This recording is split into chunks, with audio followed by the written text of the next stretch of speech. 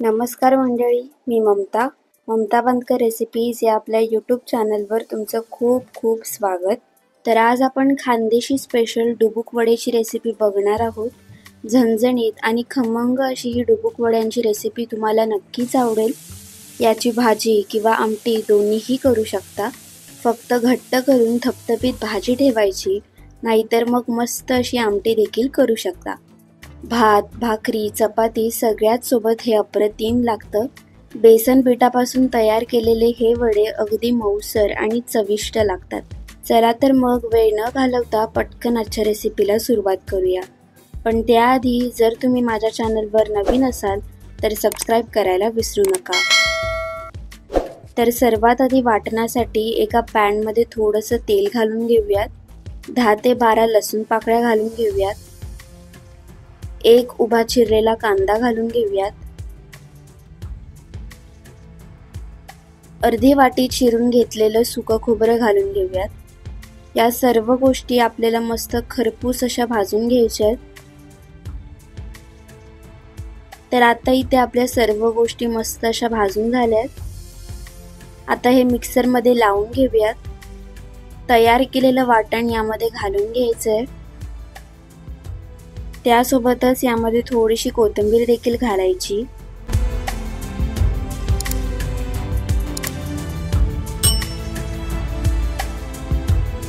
आता हे मिक्सर मध्ये लावून याची पेस्ट तयार करून घेऊयात. थोडंसं पाणी देखील घालायचं आणि याची पेस्ट तयार करून घ्यायची आहे. आता वड्यांसाठी 1 वाटी बेसन घालून घ्यायचंय. चवीपुरतं मीठ घालून घ्या. अर्धा चमचा हळद घालायची.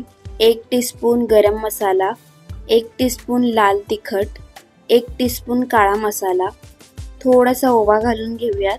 वडे किंवा भजी म्हटलं की ओवा हा आवर्जून घातला जातो. आता यामध्ये पाणी घालून घेऊयात आणि सगळं नीट मिक्स करून घेऊयात. बॅटर अगदीच पातळ नाही करायचंय, नाहीतर मग वडे नीट राहत नाहीत.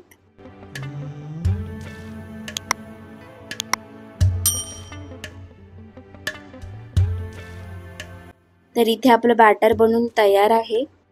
आता कढईत थोडंसं तेल घालून घेऊयात. 10 ते 15 कढीपत्ते घालायचे. तयार केलेलं वाटण घालून घेऊयात. सर्व काही नीट परतवून घ्यायचंय.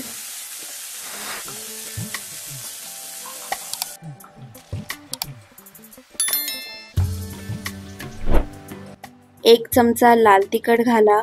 1 चमचा गरम मसाला, 1 टीस्पून धने पावडर, 2 चमचे काळा मसाला. सर्व काही नीट मिक्स करून घेऊयात.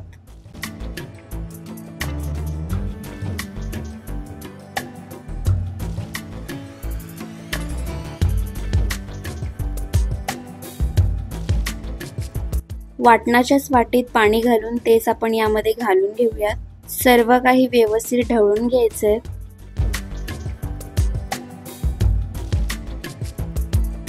यामध्ये थोडीशी हळद घालून घेऊया. चवीपुरतं मीठ घालून घ्या. पाण्याचं प्रमाण तुम्ही तुमच्या आवडीनुसार कमी जास्त करू शकता. थपथपीत सुकं करायचं असेल तर कमी पाणी घाला किंवा आमटी करायची असेल तर थोडं जास्त पाणी घाला.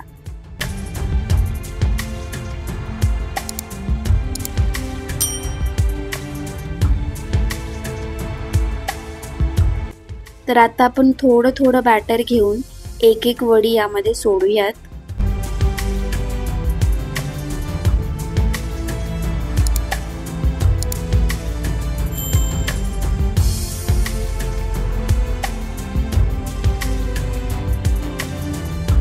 तर इथे आपले डुबुक वडे शिजून तयार आहेत. तुम्ही इथे बघू शकता अगदी सुंदर असे बनून तयार झालेत.